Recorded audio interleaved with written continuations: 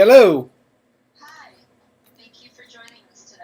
Sure. Okay, we're just going to get you started a little bit. We're going to start the show in about 5 minutes. Okay. So, just going to get everything set up, and I'll let you know when you get on. Great. And this is an hour-long show? Yes, it is. Cool.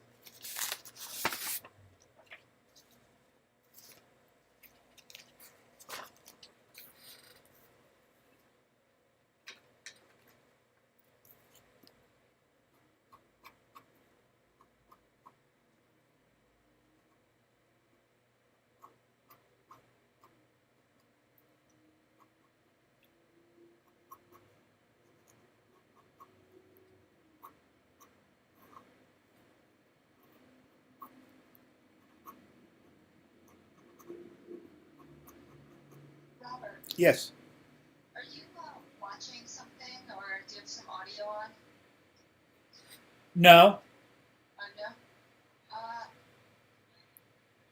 okay, never mind. I think I'm hearing it from somewhere else. I do have a street right behind me, a very busy street traffic, but I got all the windows closed and everything, and I can't eliminate that anymore. Yeah, no, it's okay. I think it was just somebody else in the studio. Okay.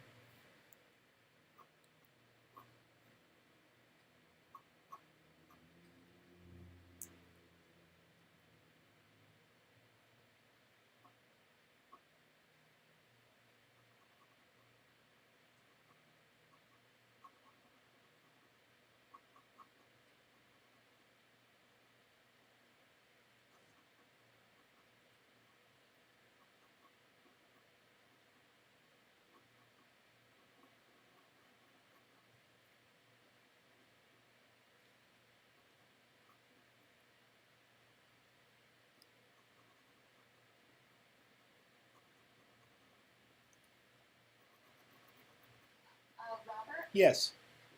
Do you think that you could just move the cracker box behind you, Oh, yeah. just so it's out of the shot? Sure. Most certainly. Does that clear things off? Yes, thank you so much.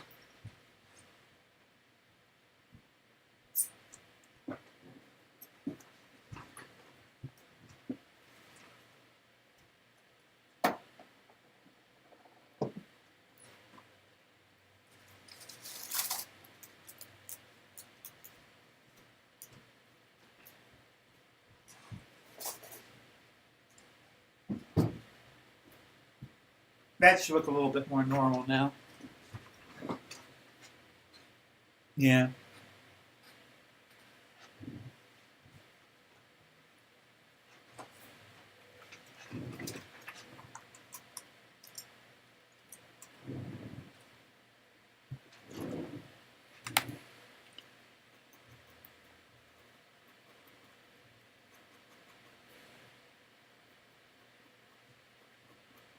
So how do you know Patty?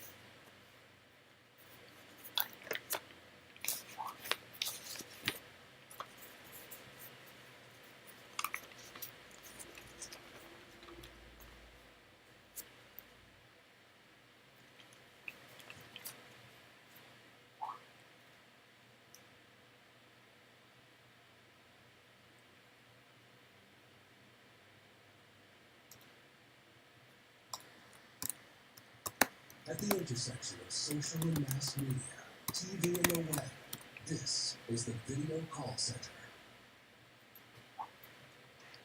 Tonight on TalkCenterAmerica, do you have the right to determine when you die? We're taking your calls on this hot button issue.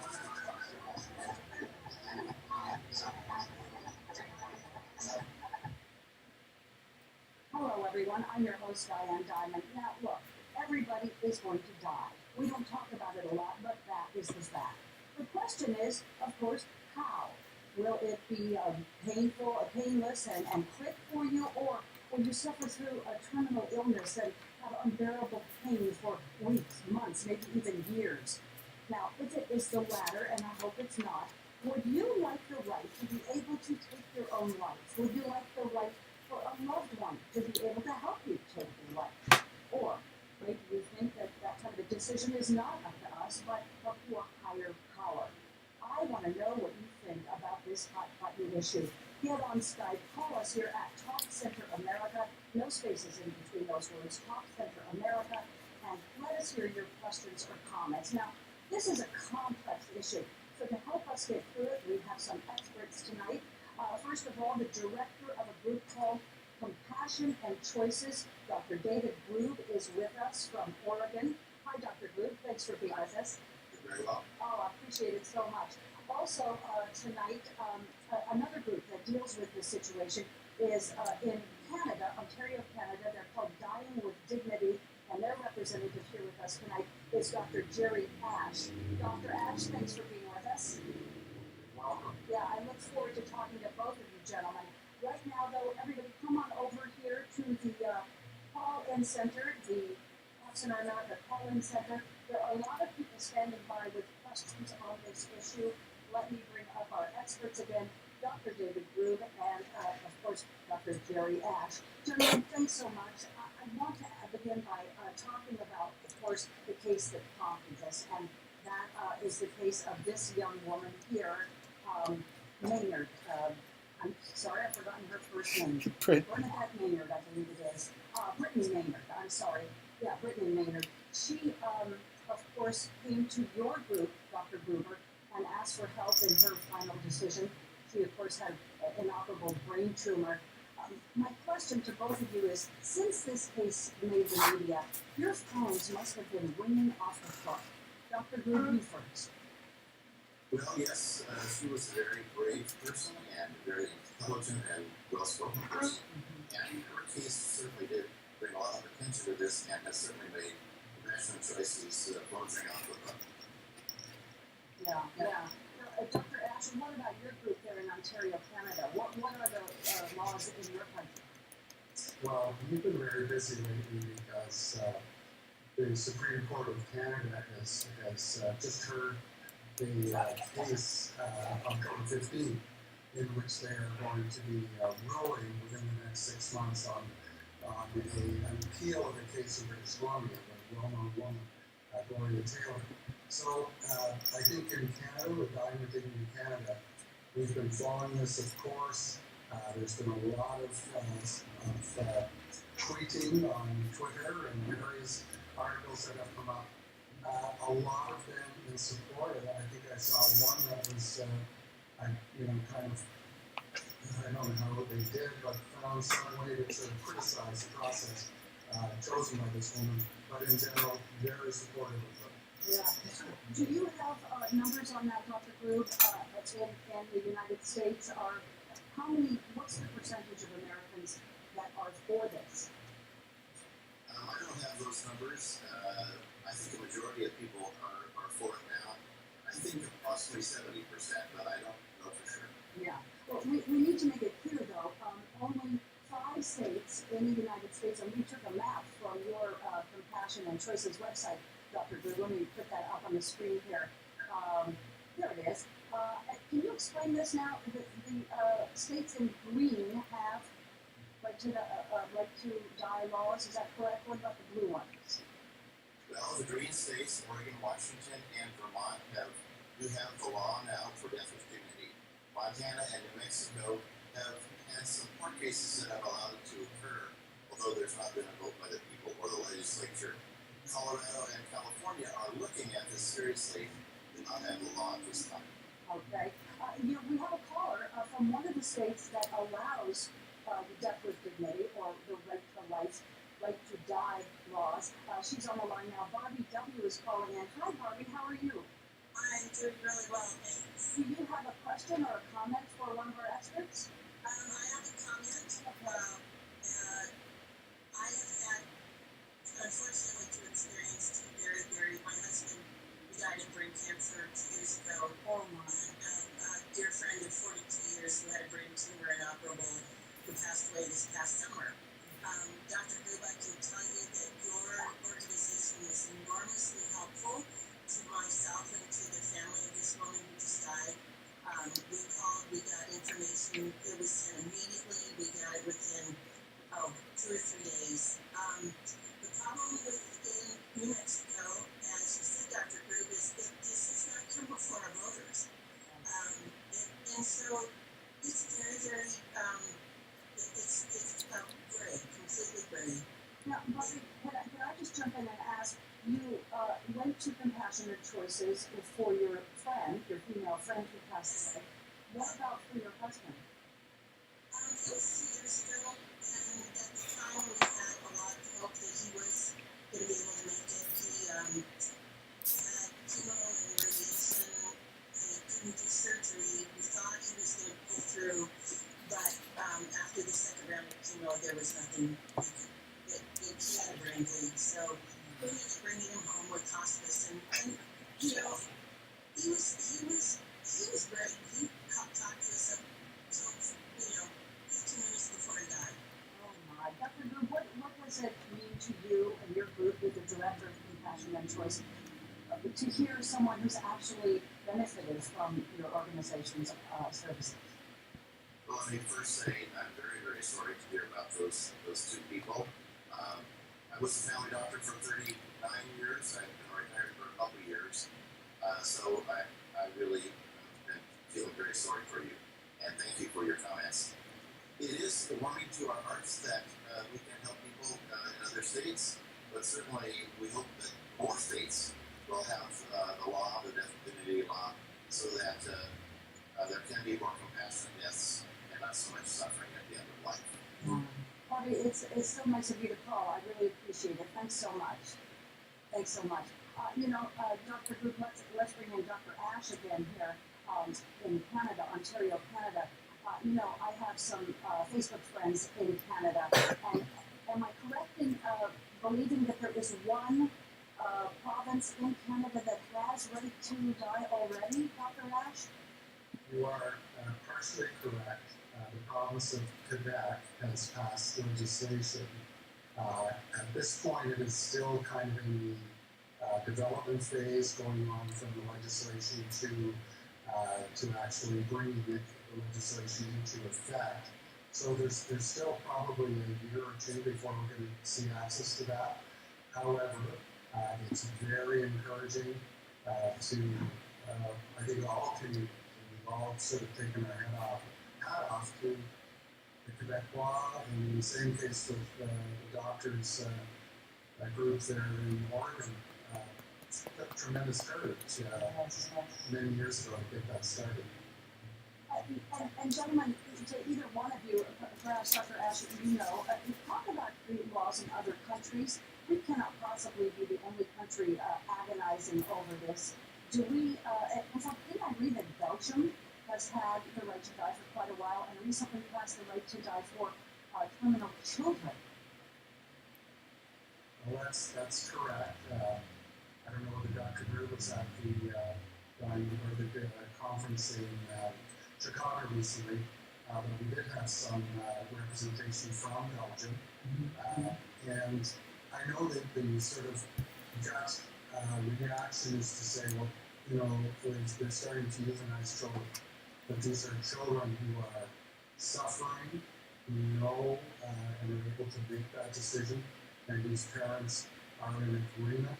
So it is a very compassionate type of legislation to document. Dr. Grube, any other countries that are as advanced in their thinking?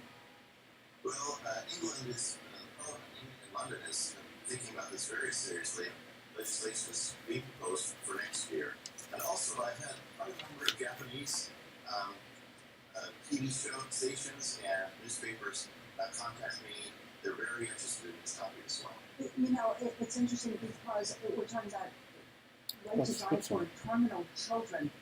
And we've talked about the Maynard case. 29 years old, she felt that was her only option, to take her own life. But there is another side to this, of course, and it's playing out with an Indiana girl. Her name is Lauren Hill. She was a basketball player, inoperable brain cancer, much like Ms. Maynard.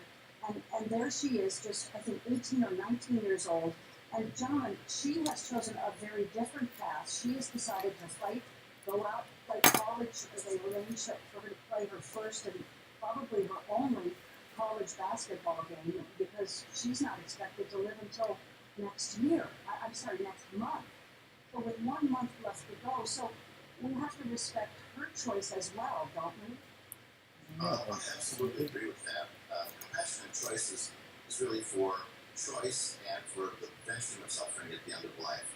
But each competent adult makes their own decision about what they should do, and then we honor that. And if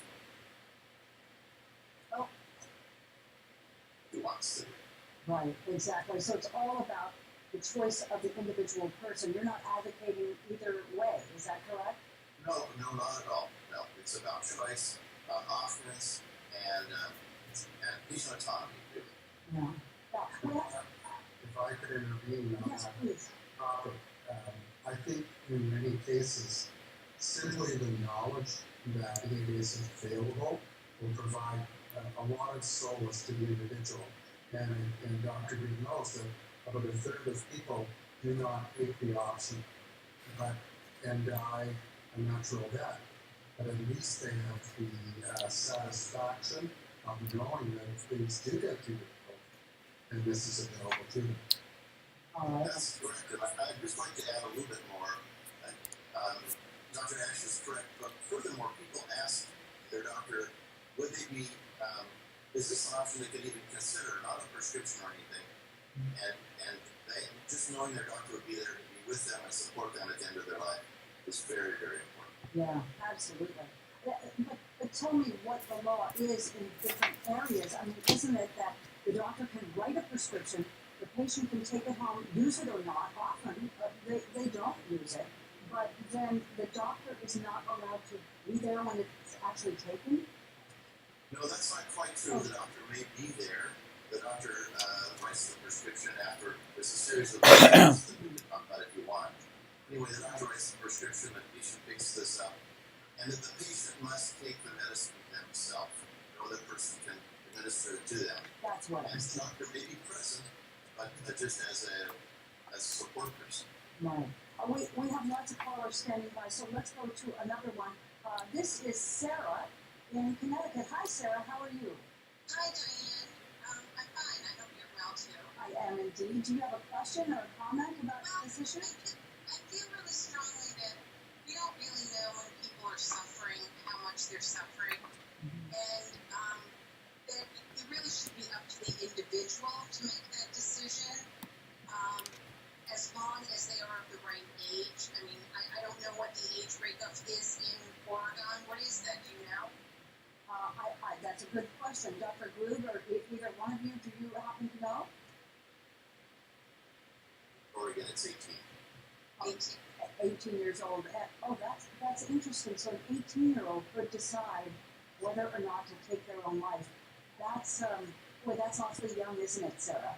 I think that's really young. I mean, the Brittany Maynard situation, she was 29, and I thought that was really a very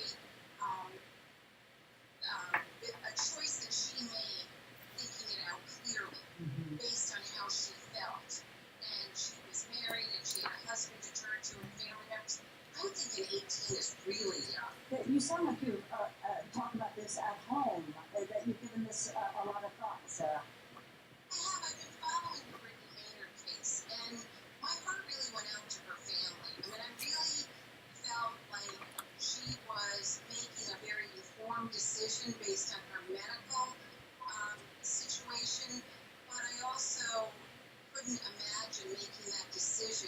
and being the family members and watching a loved one die that way. I can't imagine being so young and deciding at 29, that's it, I'm out of here. Dr. Grube, did you actually get the chance to meet with Brittany? No, I did not ever meet Brittany. I don't live in Portland where she was living, so I saw her videos and I heard her story. And yes, she was a courageous person, and it was very, very sad. Quite unusual, though. I think there have only been 5 or 6 patients in the 17 years the law has been in effect in Oregon under the age of 30 who have chosen this option. Oh, that's interesting. That's interesting to know. Before we take a quick break, I want to read to you a Facebook message that I got from Pat in Boston, and I believe, here it is. Pat in Boston was talking about Maynard's case versus Lauren Hill, the young basketball player, and she wrote to me. Oh, whoops, we don't have it. No, here we go. I'm sorry, there it is. With probably only a month to live for Lauren, she chooses to speak for the children with cancer who can't speak for themselves. One is courageous for wanting to get out of Dodge before being riddled with pain and lack of dignity. Ms. Maynard is who she's discussing. And the other, more courageous for wanting to speak for the children with cancer until she can speak no more. That really hit home with me, Dr. Ash. Do you have some people that come to you to be counseled? They're in Canada, and then they decide, yeah, I don't want to go out that way?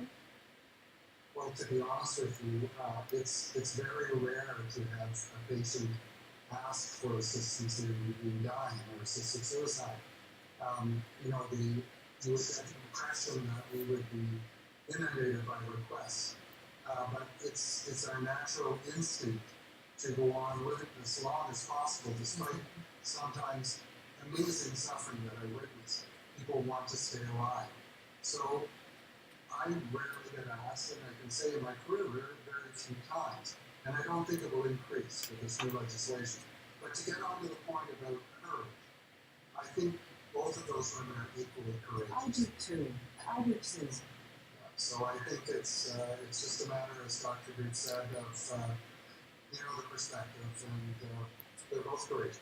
Yeah, and who could know what you would want to do when death comes knocking at your door? I certainly think, yes, I would like the right to die, but maybe it'll be something different when it happens. Gentlemen, thank you. Just stand by, please. Don't go anywhere, because we have lots more people coming up. Skype us here. We'll be right back.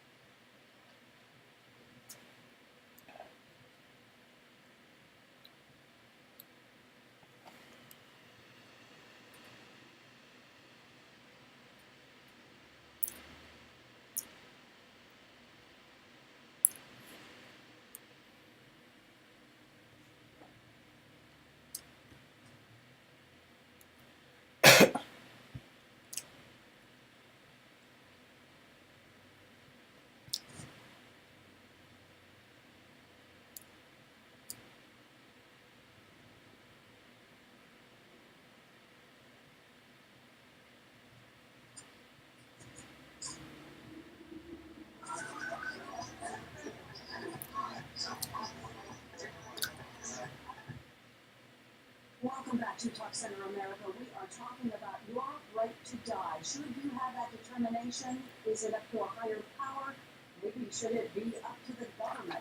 I'm glad you're with us. If you'd like to get in on this conversation and speak to our experts here tonight, please Skype us. Our address is TalkCenterAmerica, and there's no spaces in between. We're also loving it if you're watching us on YouTube. You can like this while you're watching us. You can tweet us, Facebook us. In fact, let's go to a tweet. This one I found particularly interesting. This is from Alaskan Gypsy. God chooses the time and the means. Anything beyond that is murder, self-murder, or mercy murder. I want no part. interesting concept who are experts. What do you say to people who might come to your organization and say, I want to be in control myself, but what will God think? How do you answer that question? Well, I think it is probably a difficult thing for them to think about.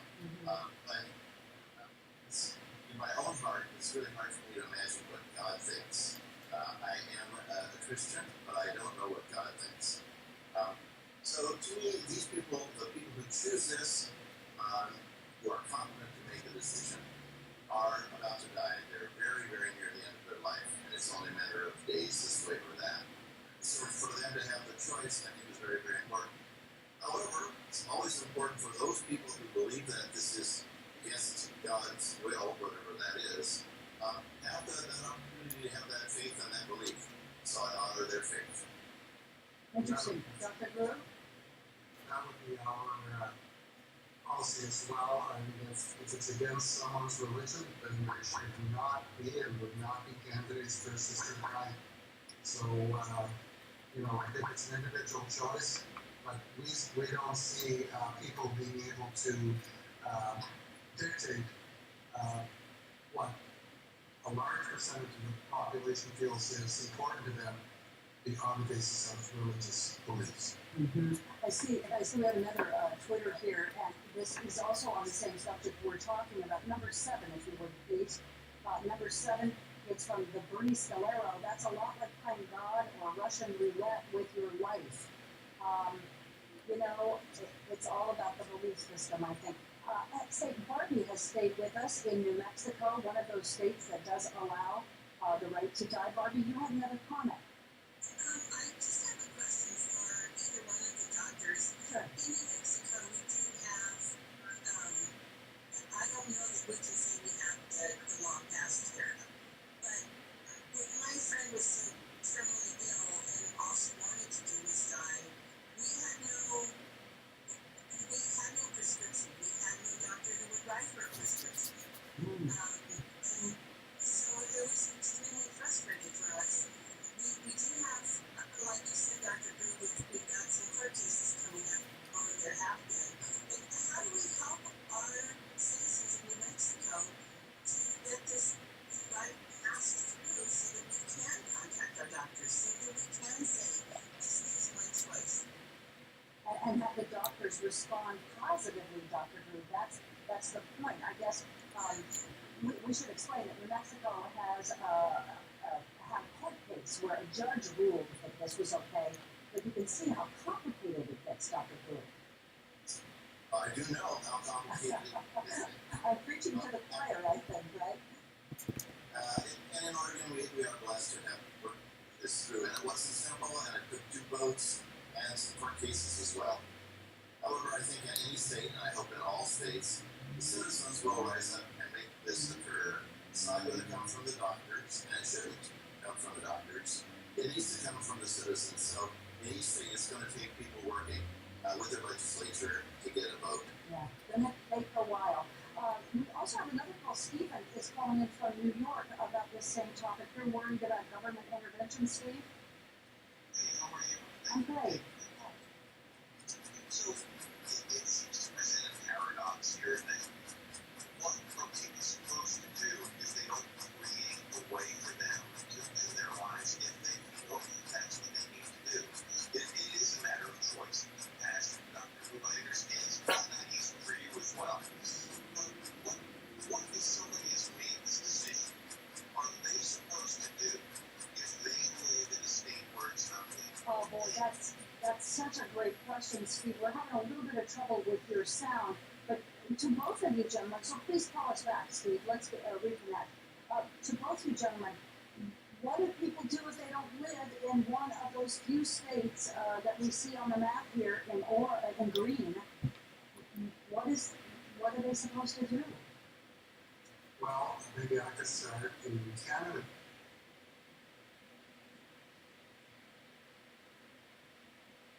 Question as to the percentage of availability of that, but it's estimated between 30 and 40% of patients in Canada have access to palliative care. Now, palliative care is an important start, and I really feel it's an important principle that assisted dying doesn't threaten in any way the palliative care world. In fact, it should enhance it, make it better than it has ever been. But in palliative care in Canada, maybe Dr. Green, you could comment on this. It's quite acceptable to perform what we call palliative sedation of a patient who is suffering with a terminal illness and has unrelieved suffering and has decided that they wish their life to end. We can then sedate that patient and let them die a natural death. That takes often 7, 10, 14 days because literally they starve and they get dehydrated, but they're asleep, usually in a hospital, in a hospice. So that's an accepted practice in Canada. Is that the case in the rest of the U.S., Dr. Group? Well, I think so. We do have good palliative care, and I really support that opinion that you have, Dr. Ash. One of the unexpected consequences of the law in Oregon, because it's been studied now, is in the 17 years it's been in effect. One of the unexpected consequences was the increased use of hospice and palliative care, even in people who chose death with dignity. So now that more than 90% of people who choose the option are enrolled in and working with a hospice. I think for the gentleman in New York City who does not have that law, hospice and palliative care, that's a great thing. Patient, we're going to go to you soon. Okay. Do you think that you could just tilt your camera down a tiny bit? Robert, is that a cat on your Yeah. Yes, it is. How did you know that I am such a cat lover? I'm glad to see you calling in with your cat. Robert, you are faced with this kind of a problem personally, aren't you? Yes, I have a deteriorating bovine heart valve, and it's at pretty much the end of its life term. They last 10 to 15 years, and 1 week from today, it will be 15 years old. And So you'll get another surgery, I'm sure. That's what the doctors are suggesting to you. I'm not going to have another open heart surgery, no. Why not? Because it's just too much to go through a second time. I've had too many traumatic experiences in the hospital, and when I had my heart valve replacement, it was a month-long stay in the hospital, and it was a real ordeal. And I'm not going to go through that again, and it's my choice whether to do that or not. And the doctors agree with that, and a lot of them say that they don't know if they would want to be split open a second time either. And so I'm faced with slowly dying to death in this situation. But in the last month or so, there's a new TAVR procedure that is becoming available here in Colorado at CU, and they are actually able to replace the valve without ripping you open and without going up through your leg. They'll actually puncture your chest cavity, go into your heart wall, and then drop in a new valve. And so I may be a candidate for that. We don't know yet. It's going to take another month or two to find that out. So that may be a way of saving my life, but I'm not going to have the open heart surgery, no. Now, gentlemen, listen to this tale. This is heart-wrenching. This is a man who is not terminal, but may die because he doesn't want an extra surgery. Well, I'm terminal if I don't get the surgery. What's that? I am terminal if I don't get the surgery. I have all the paperwork from the doctors saying that my life expectancy was a couple months ago. I should have actually died if I didn't get this operation. I'm just hanging on, just somehow hanging on. My heart gradient's at 55 right now, and that's where red flags are all over, and they want to replace your heart valve. So, Dr. Grube, what do you tell a patient like this that comes to compassion and choice? He has made a choice, a very compelling choice. What do you do with him? As I said before, I think the highest standard in medical ethics is patient autonomy. And Robert has chosen his path and has made, so we just need to be there for him and his choices. We may not want that for him, but it's not about us. Professionalism is about the patient, listening to the patient and honoring their choices. So I'm glad he has it's wonderful that they're taking good care of him. By the way, Robert, I think you look pretty good. I thought you looked pretty good Well, too. But you say you're terminal without this surgery. You will not have the surgery. correct. Robert, have you thought about your end game, your exit strategy? Oh, yeah. Yeah, I have it here and everything. Since I cannot have my doctor help me like they can in the other states, I am not able to get the prescription that I need to easily self-deliver. So I have to use a method that is more recommended by Final Exit, which is another organization that deals with the right to die. And this is a human right. This is a choice that everybody individually has to determine on their own whether it's right for them or not. And may I ask what your final exit strategy is? if I cannot get the pentobarbital, like what Brittany took, then it will be helium. Is that a good alternative, Dr. Gruber? I really can't comment on that. I don't know anything really about helium. So I'm sorry to say I can't comment on it. Yeah. Robert, we sure wish you all the best. Please stand by. I want to bring on another guest here, if he's ready. This gentleman is calling in from Australia. This is Philip Nishkish. He is with Exit International.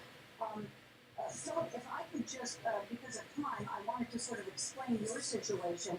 You are a doctor who has been fired from his job at a hospital, and why is that?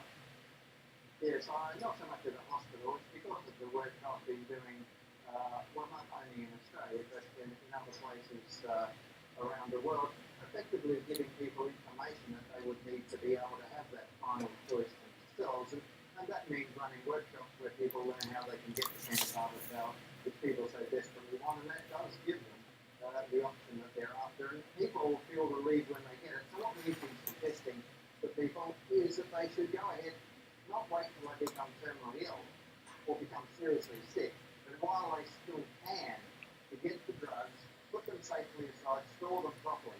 Now, what happened in one instance was a chap came to one of my workshops. He wasn't terminally ill, but as I said, many people are. And then he did go ahead and get drugs. In fact, he had actually had somebody before he came to the workshop. He ended his life, and the suggestion was made because he was relatively young that I should have, in some ways, because he sent an email saying what he was going to do, have interfered or intervened and somehow or other compelled him to take medical care. The complicating issue in this instance was that he was a person, so it turned out after he died, who was about to be arrested for the murder of 2 previous wives and looked at spending some long period in jail. So it looked to me like a case of rational suicide, not for medical reasons, but for reasons which I suppose many of us might entertain, the prospect of 20 years in prison. And over that instance, the courtroom is going on right now up into that event. So, Doctor, so you were removed from your post. If I'm reading this right, tell me if I'm not. They said in effect that you should have counseled this man since he was not terminal. You should have counseled him, gotten him into some sort of therapy for his depression that made him want to commit suicide, and you didn't do that. Yes, now they're saying that he was depressed because I saw no evidence of it. They've admitted now, the state, that is the state, the Commonwealth of Australia, has agreed today in the courtroom that there was no doctor-patient relationship. He's just come along to a public meeting.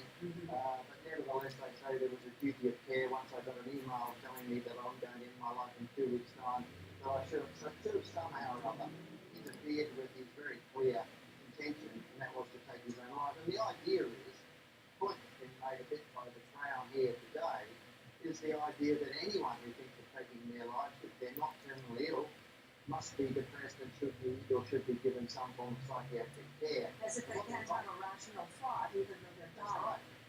And I would have thought a fairly rational thought was the prospect of 20 years in jail. So in any event, I guess we'll see in the next few days what happens. But I'm currently suspended. They use their emergency powers. The government used its emergency powers to immediately suspend me as I present a risk to the Australian public, and that's what the hearings are into. Oh, that's interesting. Dr. Ash, have you ever been, had your position threatened because of how you view this issue? No, I haven't. Although, sorry. No, I was asking Dr. Ash, he's calling in from Ontario, Canada.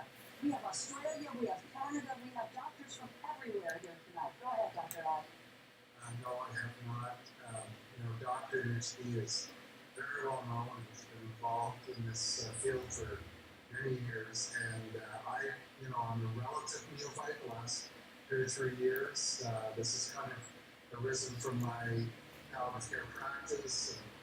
And so we're pretty we're early along this course in Canada, believe me. And Dr. Nitschke, I wish you well. It sounds like a complex case. Dr. Groom, have you ever felt threatened or professionally threatened in some way because of the stance you've taken? So absolutely not. In Oregon, this has been 17 years in Oregon. I might say that I have worked for many years with the Oregon Medical Board, and the Oregon Medical Board watches the practice of physicians in our state carefully, and has never disciplined a physician for the Death of Dignity Act in any way. Yeah, now, Dr. Nitschke, let me bring you back and ask you all three, but I'd like to get you in Australia answer this. What about non-terminal people who come to you and say, I want out, I just had enough, for whatever reason, and I got a prisoner.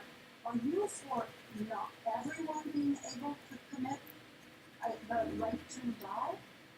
Look, I'll give you a little bit of background. I mean, in the Northern Territory of Australia where I'm from, we had a legislation that came in just before the Oregon law, and I was the only person to use it. It lasted only 8 months before our government overturned it, and I helped 4 terminally ill people to die, and that's the way I thought it should operate, that only people who were terminally ill.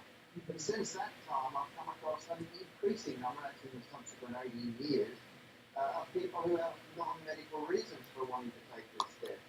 In one instance, be a person who come on and said, I'm going to be 80 years old, and that's the time to die. Now, these are people who have considered their position, and when I said, well, look, why don't you wait until you become sick, they told me that that's not what they don't want to be treated like that. They see this as a fundamental human right, that you make the decision, not the doctor. So all that they said to me is, all I want from you, doctor, is technical information. I want to know about drugs, how to get them, whether gases work, so they use helium, all of those sorts of things. But I make the decision, and I shouldn't have to subject myself to some criteria that the state sets up about how sick I am before you'll dole out in your way the drugs or access to the drugs. And that's really the position that we, and myself and Exit has now taken, that if you're rational and you're adult, you should have the information and ultimately the drugs or a satisfactory method to do it as you will. Now, I don't know if you heard Dr. Nitschke earlier, Robert Mitten was on with us, and he is in Denver, Colorado. He has a heart condition that is gosh, Robert, I feel badly talking about you like this, but you are terminal. You are going to die unless you get this operation. This doctor has suggested helium as an exit strategy. Does that give you any hope? Well, it's a better means of going than a lot of other ways that can be done. It's a more peaceful means, but you have to do it with a plastic bag over your head and then be bound like that. And so that is not as good a method as like being able to take a prescription and then going calmly, like they showed Peter Smedley doing on the BBC documentary, and he died a beautiful death. The way that he went out, I mean, it put me to tears. And that's the choice that we should have. And I don't think anybody mentioned that happened in Switzerland. So that's another place in Europe where it is totally legal too. Dr. Nitschke, do people come to you there in Australia and say, I want out, give me a suggestion about how to do it? What are the suggestions to kill yourself? Well, people do, and that's why they come to these workshops are getting pretty big. We average attendance is now coming up to 500 people. Usually average age is about 70 years of age, but what they want to know is, what can I do? I hope I never need it, but I just like to know there's something there. And it tends to, the commonest or what is considered to be the most desirable is access to the barbiturate and a barbital. People want to know how to get it, and it's hard to get. You can and more people are doing that. The whole Silk Road phenomenon, the Chinese entry into the market, has changed the face of this issue in the last 3 or so years. It used to be South America, Mexico, but now it's China, and that's changed things. People can get the drug, and then they really say to me often, I don't care if the law changes or not, because I have my own option and my own safety net in place, and if I want to use it, I'll do it. If I don't want to use it, I won't. So that idea, and if they can't do that, the use of the gases is popular. Certainly helium, certainly nitrogen, totally legal. There's no crime here. You don't have to access illegal products and break laws bringing them into the country like you would have to do to import Nembutal. And of course, apart from the issue that's already been raised, there is the aesthetic concern about a plastic bag. People who don't mind that issue do see this as being a very accessible, reliable, but certainly speedy and effective peaceful way of exiting. Now, I noticed, Robert, you held up a .com. What was that? This is my blog talking about what I've gone through this year after knowing that, I'm terminal and going through the situation, and somebody asked me from a radio show that I should be more vocal about it. And one of the callers from that show said, don't waste the suffering. Make the suffering pay off. And so that payoff is me speaking out as much as I can for this last year. And that blog, mydeath.info. Say what? A documentary as well? Yes. Eventually there will be a documentary made on all this. It's going to take some time to do that. And my blog is mydeath.info, which documents all this. We're needing to take another quick break here, gentlemen, so please stay with us. But in the meantime, I want you to see this. This is from a woman who is also dying. She has lung cancer. Oh, I'm sorry, that's the wrong one. Here it is. I'm doing everything I can to extend my life. No one has the right to prolong my death. Jennifer Glass, of course, I asked her to be on the program with us tonight because that quote so struck me on her Facebook page that she was unable to be with us tonight. Don't go anywhere. Please get in on this conversation. Skype us at TalkCenterAmerica, no spaces in between. One of our screeners here will answer the call, and they'll get you to me right away. So we're going to take a quick break. Be right back. Don't go away.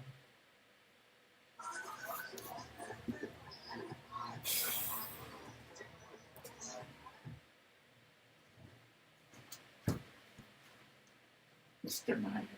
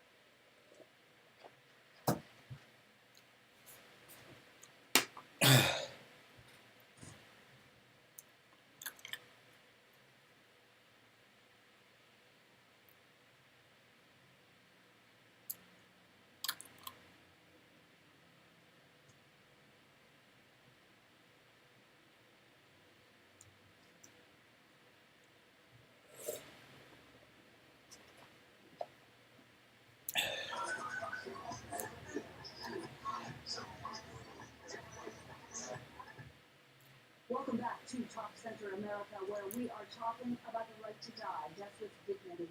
Do you have the right in your state? Probably not, because there are only 5 states in America that allow the right to die, either by legislation or some ruling in a court that has allowed a window to open.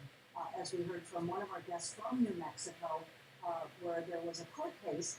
The window is open, but it's still hard to get that prescription from a doctor to help you take your own life.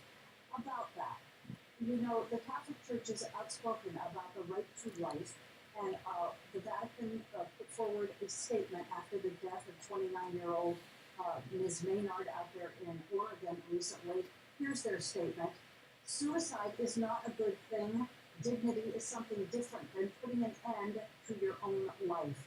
Our experts tonight have been David Grube, who is with Compassion and Choices. He lives in Oregon.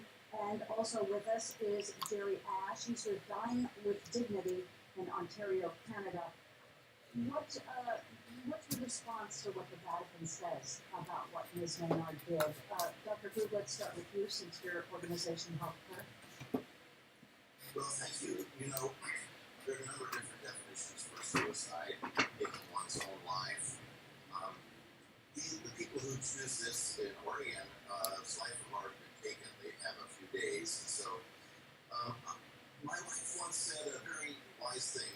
Well, all the time she said wise things. Good. I'm glad you said that. Go ahead. She said, you know, suicide is a permanent answer to a temporary problem. And when one is dying, it's not a temporary problem. It's the end of your life. So in Oregon, we do not consider the death of dignity suicide. In fact, in the law itself, in the statute 127.880, it says it may not be construed as suicide. So on a death certificate, after a person uses Seconal for death of dignity, the diagnosis is not suicide. It's always what the underlying condition was, brain cancer, etc. Mm-hmm. Mm-hmm. In fact, we've gotten a tweet from someone here, sunrise, sunset, top of the screen there. This wouldn't be considered suicide. Right to die are people dying already, but don't want the pain and loss of control. Boy, that sort of says it all, right, Dr. Ash? Yes, I agree with Dr. Grube and his comments. The disease is the guilty party. It's certainly not the suicide, if you want to call it that. The other issue is the whole issue of dignity and someone imposing on someone else what they feel dignity is, and that comment suggesting that it's not a dignified death. Dignity is an individual matter, and so I think we have to remember that. You know, we're also hearing quite a bit on our Twitter feed. Let's go to number 6, if we could. Well, here we go. On the left screen. Seems strange considering we euthanize animals, and then the response to that from Shirley. People have souls and animals don't. Only God should make that choice. I've seen the pain, and it is hard on everyone. If I could just a personal note here, I was with my mother for the last week of her life. She had a debilitating stroke, and I took her home. 1 week later, she finally passed away. But boy, in that 1 week, gentlemen, I have to tell you, I can't even talk about it very much, but I sure wanted to know if there was something I could do to help her along. I didn't know about your organizations then. That was back in 2006. And it was in New Mexico, coincidentally. Could I have found some help, Dr. Hu, in New Mexico at that time? Probably not. This is a really evolving thing and changing quite quickly. We haven't mentioned yet Dr. Atul Gawande's new book, Being Mortal, which talks about end-of-life choices and care and how medicine is not doing it right and how we must do a much, much better job. So let me hear about your mother's case, but probably at that time there was not much different that could have been done. And you know, our viewer from New Mexico, Barbie, is still standing by. Barbie, you have fortitude. You have another comment? I do. I understand how people feel. I'm a very strong Christian.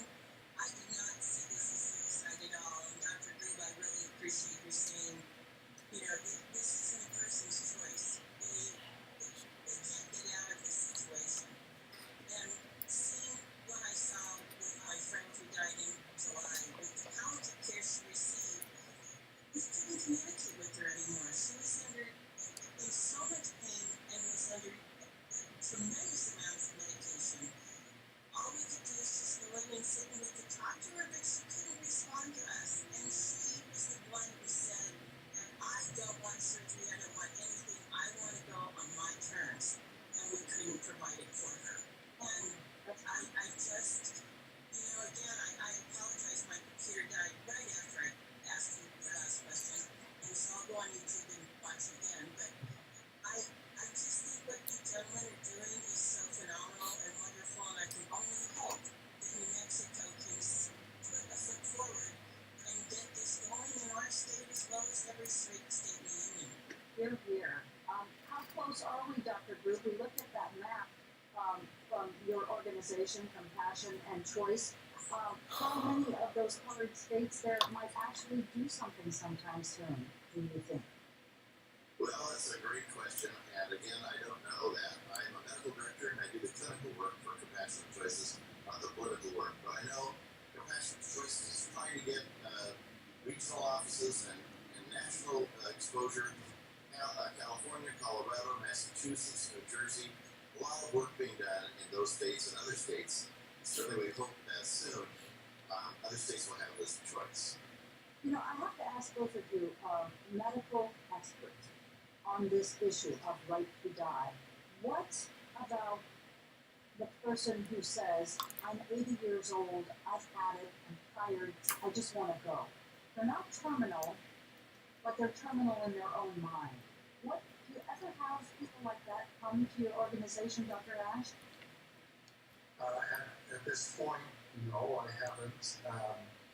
But I think one thing we have to keep in mind is that we're sort of measuring suffering, trying to measure suffering.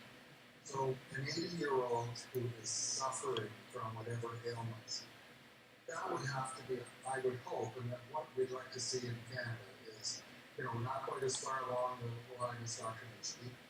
We'd like to see legislation that would, allow us to, a person like that, to present their case to a couple of physicians a few weeks apart or a month apart. And if they're suffering a lot, a decision would have to be made in that case. But one thing that we do, and perhaps it's a problem in the U.S., but in Canada, we just don't know when to stop treatment. And really advanced directives, that's another topic I understand, but we just never turn off the intravenous, the feeding tubes, the heart monitors, in people who, really, if they were allowed to make a rational decision, might not want to continue on that path. You bring up such a great point, and I don't think it's a tangential subject. I think it's right on subject, and that is the will that you leave. Bring up my parents again. Both of them sat me down when I was in college age and said, "This is what we want. No extraordinary measures. Don't hook me up to anything. Take me home to die." Unfortunately, both of them did get to die in their own home. So that's really what we should do right now, isn't it, Dr. Gould, is sit down and write that living will. Thank you, Dr. Ash, for bringing that up. It's so important. Advanced directives are absolutely the basis for what all of us should do at any age. In Oregon, we have a second thing for those near death called a pulse, which is a little bit more significant because the doctor has to sign that, and then it becomes order. But that's kind of so specialized. Advanced directives are so important, and I really appreciate Dr. Ash bringing that up. Yeah, boy, so do I. You know what, we're almost out of time. This has been such an interesting discussion. I cannot leave without bringing in Robert Mitten one more time. Robert, I'm so sorry for your situation. I don't know what to say, and I hope this experimental operation you're talking about might work. Maybe. When will you find out? Well, the first appointment will be December 8th at the Colorado University, and that's just to talk with the doctor or the surgeon to go over the procedure and everything and see if in my mind and in her mind we want to work together. Then I go back in, and they'll have to actually go up inside my leg and to my heart and do all kinds of measurements and everything to determine if this is a possibility that I am an actual candidate for this procedure. And then that procedure will happen maybe in January or something like that. It's all speculative right now. Nobody knows. But you can find out and keep up with it on my blog site, mydeath.info. Now put that up there again. Let's see it one more time. mydeath.info. All right. Thank you, Robert. The best of luck to you. Thank you. Gentlemen, a final thought from you both. We have about a minute left. What do you say to people who say, I just am so afraid of death? Dr. Ash, I'm sure you've had patients like that. Well, again, my approach would be in Canada, where we have limited legal outlets, would be to ensure the best palliative care, and to, at some point, have a good discussion with family to ensure that if the suffering becomes unbearable, that we can have access to at least a legal procedure in Canada, which is palliative sedation. And Dr. Group, real quick. Yeah, death is not the enemy. Suffering and disrespect are the enemies. Respect a person's wishes and make sure you're there for them so they don't suffer. Here. That's about it for us tonight. I want to tell you about what else is coming up here on TalkCenterAmerica. Next up is called Kate. Kate Wolf gives you all sorts of great relationship advice. And then the Lantern, our paranormal show. Thanks so much for being with us tonight. This is a very important discussion, and I hope at the very least it's caused you to stop and think, maybe sit down and talk to your family about the right to die. I'm Diane Diamond. Thanks for being with us. Check our website, TalkCenterAmerica.com, for upcoming programs. Right now, I have to say goodnight. We'll see you next time.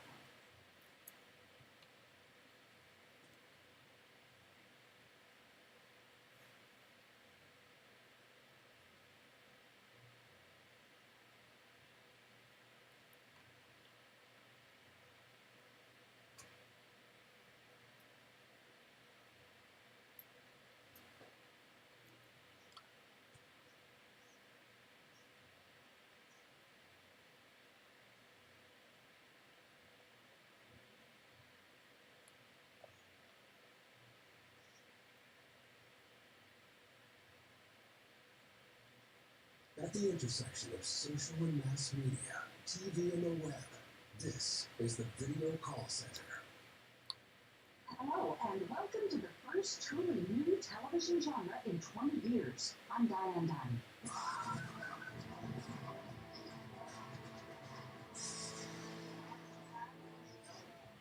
For the past 2 years, I've been part of a team designing and testing this very efficient, host-driven format that marries the world's two main sources of information, television and the web, and allows full audience participation.